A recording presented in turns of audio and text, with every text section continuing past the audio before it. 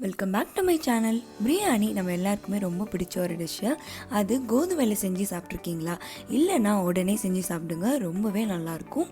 சம்பா கோதுமை அப்படிங்கிறது ரைஸுக்கு பதிலாக டயட்டில் இருக்கவங்க, சுகர் பேஷண்ட்ஸ் இவங்கெல்லாம் அதை அதிகமாக செய்வீங்க. பெரும்பாலும் அதை கஞ்சி, உப்புமா இந்த மாதிரி தான் செஞ்சு சாப்பிட்ருப்பீங்க. ஆனால் ஒரு தடவை இதை செஞ்சு சாப்பிடுங்க, ரொம்பவே நல்லாயிருக்கும். இதுக்கு நான் 1/4 கிலோ அளவுக்கு சிக்கன் எடுத்திருக்கேன். சிக்கன் பிரியாணி தான். இந்த சிக்கனை ஃபஸ்ட்டு மசாலாலாம் போட்டு ஊற வச்சுக்கலாம். அதுக்கு 1/4 டேபிள் ஸ்பூன் அளவுக்கு மஞ்சள் தூள், 1/2 டேபிள் ஸ்பூன் அளவுக்கு மிளகாய் தூள், தேவையான அளவுக்கு உப்பு, 1 டேபிள் ஸ்பூன் இஞ்சி பூண்டு விழுது, இதெல்லாம் சேர்த்து சிக்கனை நல்லா மிக்ஸ் பண்ணிவிட்டு ஒரு 1/2 மணி நேரம் இதை நல்லா ஊற வச்சா போதும். சிக்கனில் இந்த உப்பு காரமெல்லாம் நல்லா ஊறியிருக்கும். இதுதான் சம்பா கோதுமை ரவை. இதை ஒரு 1/4 கிலோ அளவுக்கு எடுத்திருக்கேன். அதாவது 1/4 கப் அளவுக்கு இருக்குது. இதை அதோட உமியெல்லாம் இருக்கும், அதை க்ளீன் பண்ணி வச்சுக்கிட்டா போதும். அடுத்ததாக வெங்காயம், தக்காளி, பச்சை மிளகாய், புதினா கட் பண்ணி வச்சுருக்கேன். வெங்காயம் நான் சின்ன வெங்காயம் தான் யூஸ் பண்ணியிருக்கேன் இதுக்கு. இதை நான் இந்த மண் சட்டியில் தான் செய்ய போகிறேன். இதை மண்ணிலையே கடாய் மாதிரி வருது இல்லையா, அதுதான். அதே பெரிய சைஸ் இருக்குது. இது வந்துட்டு 1/4 கிலோவுக்கு கரெக்டாக இருக்கும் சமைக்கிறதுக்கு. இதில் தேவையான அளவுக்கு நல்லெண்ணெய் ஊற்றியிருக்கேன். நல்லெண்ணெய் நல்லா காஞ்சதும் ஒரு பிரியாணி இலை, 2 பட்டை, 2 லவங்கம், 2 ஏலக்காய், 1 ஸ்டார் இதெல்லாம் போட்டு நல்லா தாளிச்சுக்கணும். இந்த மசாலா பொருள்லாம் பொரிஞ்சதும் அதில் கட் பண்ணி வச்சுருக்க சின்ன வெங்காயம் 1 கப் அளவுக்கு இந்த எண்ணெயில் போட்டு வதக்கிக்கணும். வெங்காயம் பாதி கலர் மாறினதும் அதில் 1/2 டேபிள் ஸ்பூன் அளவுக்கு இஞ்சி பூண்டு விழுது சேர்த்து அது பச்சை வாசனை போகிற வரைக்கும் நல்லா வதக்கிக்கணும். இந்த மண் சட்டி, நல்லெண்ணெய், சின்ன வெங்காயம் இதெல்லாம் சேரும்போது அதோட வாசனை ரொம்ப நல்லாயிருக்கும்.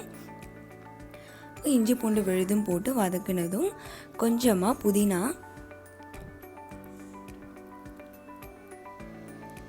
இந்த புதினாவும் நல்லா வதங்கினதும் இதில் பச்சை மிளகாவும் ஒரே ஒரு தக்காளி தான் நான் எடுத்திருக்கேன். இது ஒரு 1/4 கப் அளவுக்கு தான் இருக்கும். பச்சை மிளகாய் பெருசாக இருக்கனால நான் ஒரே ஒரு பச்சை மிளகாய் போட்டிருக்கேன். நீங்கள் 2 பச்சை மிளகாய் சேர்த்துக்கோங்க.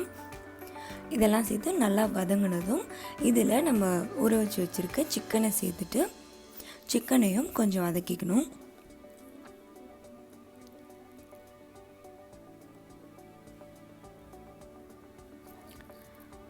இந்த சிக்கன் கூட ஒரு 1/2 டேபிள் ஸ்பூன் அளவுக்கு கரம் மசாலா சேர்க்கணும்.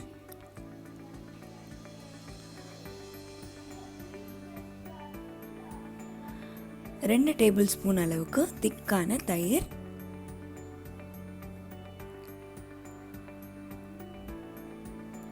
தேவையான அளவுக்கு உப்பு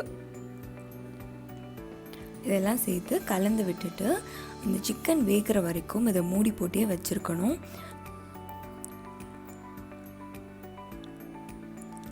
சிக்கன் நல்லா வெந்திருக்கு. ஒரு 10 நிமிஷம் ஆச்சு இது வேகிறதுக்கு.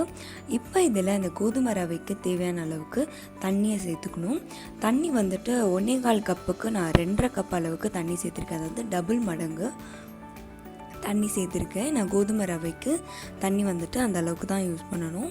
இப்போது தண்ணி நல்லா கொதித்ததும் அதில் சுத்தம் பண்ணி வச்சுருக்க கோதுமை ரவையை போட்டுட்டு அதில் தேவையான அளவுக்கு உப்பு போட்டுக்கணும். இதை கிளறி விட்டு இதை மூடி வச்சிங்கன்னா ஒரு 1/4 ஹவரில் பிரியாணி ரெடி ஆகிடும். நார்மல் ரவையை விட கோதுமை ரவை வேகிறதுக்கு கொஞ்சம் டைம் எடுத்துக்கும். ஆனால் நம்ம அரிசியில் செய்கிற பிரியாணியை விட இந்த பிரியாணி நேரம் கம்மியாக தான் எடுத்துக்கும். ரொம்பவும் டேஸ்ட்டு நல்லா தான் இருக்கும். நீங்கள் டின்னருக்கெலாம் இதை செய்யலாம்.